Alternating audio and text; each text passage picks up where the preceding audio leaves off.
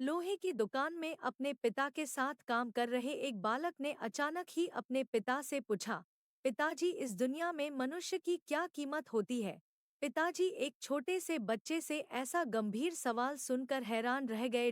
फिर वे बोले, बेटे, एक मनुष्य की कीमत आंकना बहुत मुश्किल है, वो तो अनमोल है। बालक, क्या सभी उतना ही कीमती और महत्वपूर्ण है?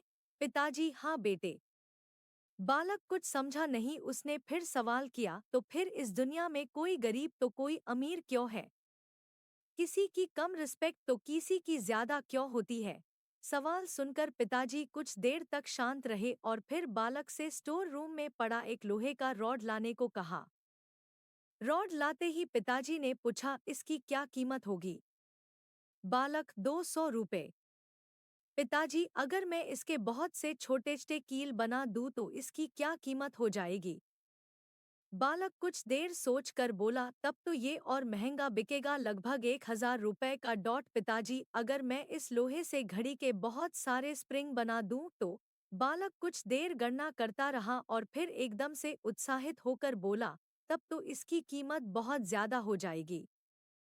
फिर पिताजी उसे समझाते हुए बोले, फ्रेंड्स, अक्सर हम अपनी सही कीमत आंकने में गलती कर देते हैं।